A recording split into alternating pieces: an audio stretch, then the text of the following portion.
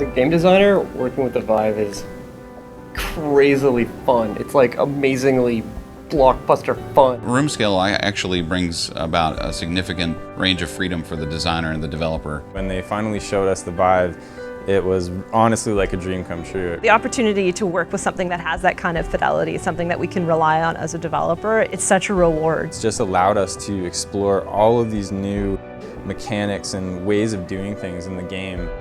Final Approach is an airport management game. The goal is for the player to manage airport traffic, taking airplanes off, landing airplanes, refueling, handling emergencies. We're currently working on episode 1, Call of the Starseed. It's a story-based game, and it's all about just being in a whole new world and interacting with cool characters.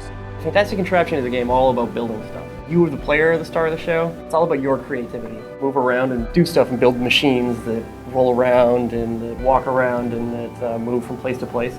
Job Simulator is basically in a future in 2050, the robots have taken all of our jobs. The robots were kind enough to put together this job simulator so that humans could remember what it was like to job. It's such a dramatic difference and a contrast between the way we've always done it from the beginning of time until now. We're learning a whole new language to move around this world, what the affordances are of this world, how people communicate. Complete paradigm shift in how you design games. Oftentimes a lot of the traditional game mechanics don't translate well into room scale VR, so it requires a whole new mindset. You're thinking about how it is to move around and use motion controls in the real world and having to take that into your design. We're finding that you have no concept of what will work and what won't work before you try it. For us, that's what's most exciting about the Vive, is that it gives us that creative opportunity to break the rules and make new rules.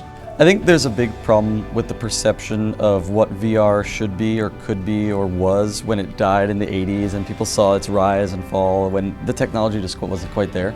And the Vive has totally changed that for a lot of people, but you have to put it on and experience it to see that. This is not really a virtual reality, it's an alternate reality. People can go into that space and they can be human in that space. We certainly think it will change the future of gaming. You can't really go back and look at games the same way you did before. Once you get your hands on the Vive and you really can try it and wrap your head around it, you can really understand all the different potential applications from business, communications, the medical and simulation and training and military and opportunities to send humans virtually into unsafe spaces. It puts you in an immersive environment and lets you take control of the whole world.